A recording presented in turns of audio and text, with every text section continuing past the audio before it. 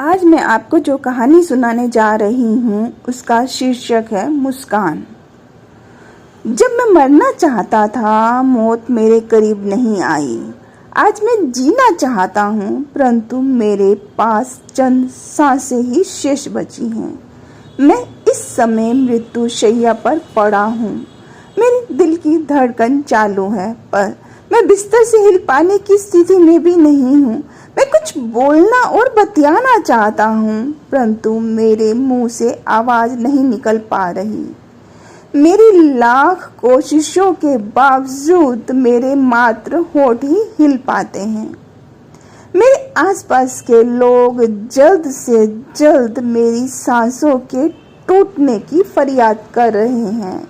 इधर मैं अपनी जिंदगी के कुछ और पलों को जी भर कर जीने की तमन्ना करने लगा हूँ। प्रार्थना तो मैं भी कर रहा हूँ अपने जीवन दान के लिए। अफसोस, इस समय दोनों तरफ की दुआएं बेअसर हैं। भले ही मैं मृत्यु शैया पर हूँ, परंतु मुझे पूरा होश है। मैं अपने आसपास की हर बातचीत सुन पा रहा हूँ। दूसरी तरफ मेरे दिमाग में विचारों और ख्यालों की गुत्थम गुत्था हो रही है। डॉक्टर और स्टाफ के लोग चाहते हैं जल्द से जल्द जिंदा लाश में बदल जाए और बिस्तर किसी दूसरे के काम आए। मैं चाहता हूँ मुझे जीवन दान मिल जाए, ताकि मैं अपनी दशा के जिम्मेदार लोगों के चेहरे से नकाब हटा सकूं। जिस दुनिया के लोग मरने के डर से जीना नहीं छोड़ देते, वहाँ ये कैसे संभव है कि कोई जानबूझकर मौत के मुंह में चला जाए। अगर मुझे जीवन दान मिल जाए तो मैं लोगों को बताना चाहूँगा कि हालात और परिस्थितियां ही इंसान से वो सब करवा लेती हैं जिसे सामान्य हालात में कोई भी करना नहीं चाहेगा। लोग कहते हैं मरने वाले की अंतिम इच्छा पूरी कर देनी चाहिए। ये भी सच है। दुनिया का कोई भी चमत्कार मुझे जीवन दान नहीं दे सकता। काश मानव निर्मित कंप्यूटर मेरे विचारों और ख्यालों को स्कैन कर पाता। कम से कम मरने से पहले इतनी तसल्ली रहती, मेरी कहानी अब किसी से छिपी नहीं रहेगी। शायद मुझसे सबक लेकर लोग मौत के मुंह में जाने से बच जाएं। इस समय मेरे गुजरे कल का एक एक पल चरित्र की तरह मेरी आंखों के सामने चल रहा है। मुझे याद आ रहा है अपने कॉलेज का वो अंतिम दिन, जब मैंने मुस्कान को प्रपोज किया था। कितनी खुश थी वो उस दिन। लगता था दुनिया की तमाम खुशियां उसके कदमों में शीश नवा रही हों। उसकी रजामंदी पाकर मेरे पैर भी जमीन पर नहीं टिक पा रहे थे। उसी दिन मेरा मन मयूर झूम झूम कर नाचने को पहली बार मचला था। मेरी ये खुशी ज्यादा दिनों तक बरकरार ना रह सकी। जल्द ही मेरी किस्मत को ग्रहण लग गया।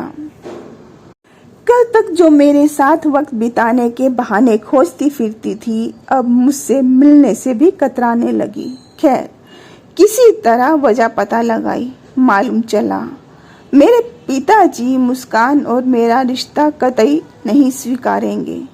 इसी वजह से उसने मुझसे दूरी बनानी शुरू कर दी थी, या दोस्तों के माध्यम से उसे समझाया गया शादी कोर्ट में भी हो सकती है।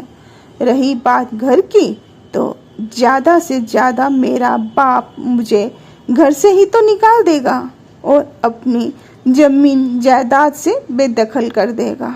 घर तो घर में रहने वाले लोगों से बनता है। मैंने उसे यही समझाया था। जहाँ तक जायदाद की बात है, मैंने उसे बता दिया था मुस्कान के सिवा मेरे लिए कुछ भी कीमती नहीं। शायद उसे मेरी बात समझ में आ गई थी। यूँ तो मुस्कान की माँ मुझे उसका सहपाठी होने के नाते कॉलेज के शुरुआती दिनों से जानती थी। कॉलेज के अन्य सहपाठियों के साथ कभी कभार सुख दुख में मेरा मुस्कान के यहाँ आना जाना हो ही जाता था। उस दिन हम सबकी क्लास जरूर लगती थी। उसके बावजूद हम सब दोस्तों को मुस्कान की माँ से मिलकर प्रसन्नता का एहसास होता था। मेरे जोर देने पर मुस्कान ने हिम्मत जुटाकर हमारे संबंधों की सच्चाई से अपनी माँ को अवगत करा दिया था। उसकी माँ ने कोई विरोध तो नहीं जताया, हाँ, घर परिवार के अन्य लोगों से मिलने की इच्छा जरूर जतलाई थी। इससे पहले मेरे घर के अन्य सदस्यों से मुलाकात का दिन और समय तय हो पाता, हमारे मोहल्ले में रहने वाली आंटी जी, जो किसी ज़माने में अध्यापिका थी, कि इत्फाकन मुस्कान से मुलाकात हो गई। वो मुस्कान को पहले से ही जानती थी, क्योंकि मुस्कान उनकी शिष्या की बेटी थी। मुस्कान को हैरानी जरूर हुई थी उन आंटी जी के मुंह से ये सुनकर कि जहाँ रहकर वो अपने बुढ़ापे के दिन काट रही हैं, दरअसल वो आंटी जी का मायका है। ना मालूम क्यों दो परिवार में होने वाली मुलाकात को टाल दिया गया था। इधर मेरे दिल की धड़कन बढ़ रही थी, दूसरी तरफ पिछले कई दिनों से ना तो मेरा किसी भी तरह से उससे संपर्क ही हो पाया था, ना ही उसे एक नज़र देखने का मौका ही मिल पाया था। इसी बेचैनी में मैंने पहली बार कविता लिखने में हाथ आजमाया था। देखा जब कविता को, उसमें दिल के जज्बातों को पाया था। भूला नहीं हूँ आज तक किस तरह इंतजार में मैंने एक एक लम्हा बिताया था। खत्म हुई जब घड़ियाँ इंतजार की, मैंने उसे वो कागज का पुर्चा दिखलाया था। क्यों हूँ मुझसे गुस्सा, वजह तो बताओ। करूं प्यार तुमको या फिर गले से लगाऊं। हुई ओ जो भूल कोई, तुम उसको भूल जाओ। करके माफ मुझको तुम मेरा सुख चैन लौटाओ। खो गई है नींद मेरी, तुम स्वप्न बनकर आओ। दिल में तुम रहती हो हमेशा, दीदार अपना अभी कराओ। बख्श दो खता मेरी और न अब मुझको सताओ। तुम बिन सूना है घर मेरा, तुम मेरी रौनक बनकर आओ। हो सकता है आंटी जी से ही मुस्कान की मम्मी ने मेरे और मेरे घर के अन्य सदस्यों की सारी जानकारी जुटा ली हो, तभी तो उन्होंने बिना मुलाकात के ही अपनी स्वीकृति दे दी थी और उसके पापा को भी राजी कर लेने का आश्वासन दिया था। वो तो ये सोचकर ही पुलकित हुए जा रही थी कि अगर मुस्कान और मेरा रिश्ता तय हो जाता है तो उनकी बेटी को एक नेक और संपन्न परिवार की कुलवधू बनने का सौभाग्य मिल जाएगा। हमें आश्वासन जरूर दिया गया था, मुस्कान के पापा भी जल्द ही अपनी सहमति दे देंगे, लेकिन ऐसा कुछ हुआ नहीं। वास्तव में उनके यहाँ क्या हुआ मुझे बताया नहीं गया, मैं तो सिर्फ अनुमान लगाता रह गया। जरूर उनके यहाँ कोई तूफान आया होगा, तभी तो मुस्कान ने अंतिम क्षणों पर शादी से साफ इनकार कर दिया था। आखिरी मुलाकात में उसने सिर्फ इतना कहा, मुझे माफ़ करना, अगर मैं तुम्हारा साथ देती हूँ तो मेरे पापा मेरी माँ का जीना मुश्किल कर देंगे। मैं अपनी खुशियों के लिए किसी दूसरे को दुख नहीं देना चाहती। उसके जीते जी उसे अपना न बना पाने का दुख मैं झेल नहीं पाया। उसी दिन मैंने अपने बाप का घर छोड़ दिया। मैं 2 सालों तक यहाँ वहाँ भटकता रहा। इसी दौरान मुझे जो भी पहली नौकरी मिली मैंने कर ली। नौकरी सरकारी थी, परंतु वो मेरी काबिलियत से मेल नहीं खाती थी। फिर भी मैंने खुद को भुलाने और मेहनत के बूते शिखर को छूने के मकसद से नौकरी को जारी रखा। इस दरमियान मेरा अपने घर से किसी भी तरह का कोई वास्ता नहीं रहा। एक दिन मुझे खबर मिली मेरे पापा इस दुनिया में नहीं रहे। मैं दुनियादारी निभाने और अपनी माँ को सांत्वना देने की खातिर अपनी माँ के पास चला आया। दिन गुजरने लगे, लेकिन मेरी माँ ने मुझे वापस न जाने दिया। मरने से पहले मेरे बाप ने किसी अमीर घराने की इकलौती बेटी से मेरा रिश्ता तय कर दिया था।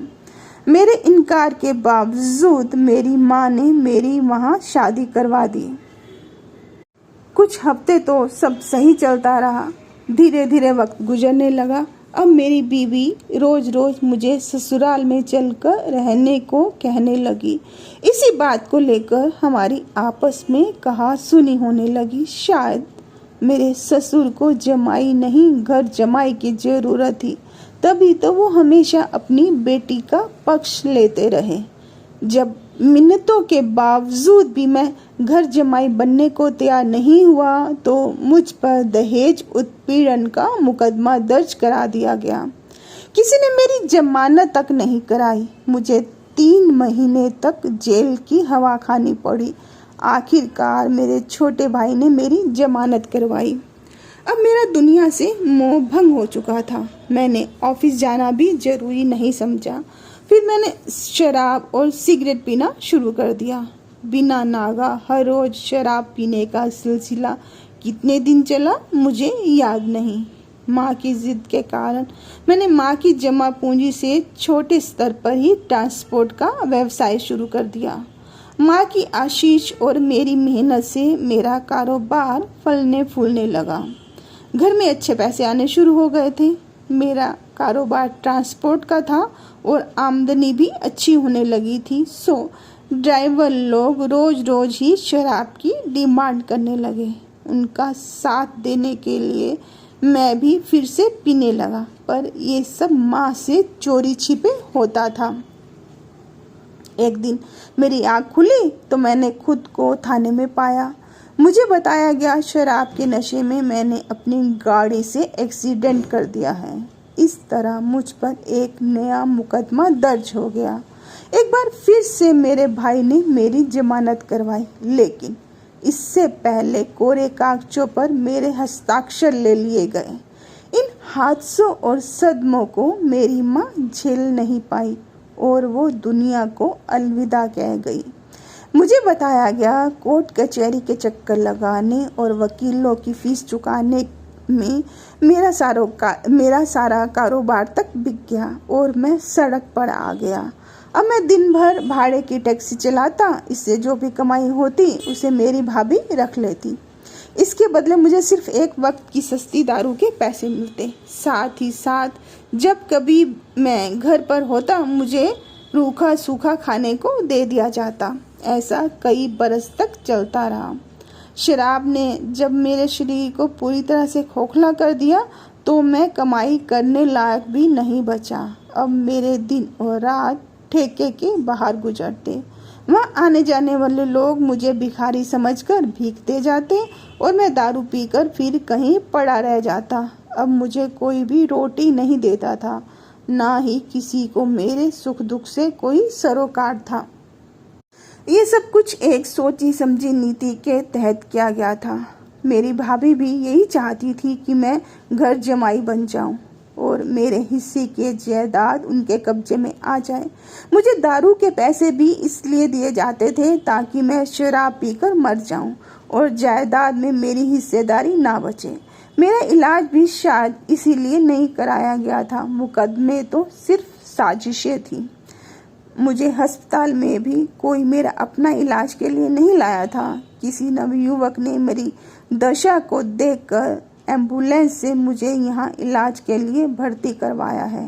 काश मैं अपने अपनों की साजिशों को समय रहते समझ पाता तो आज मेरी ये हालत नहीं होती। आपको कहानी कैसी लगी बताइएगा कमेंट करके। Thanks for listening.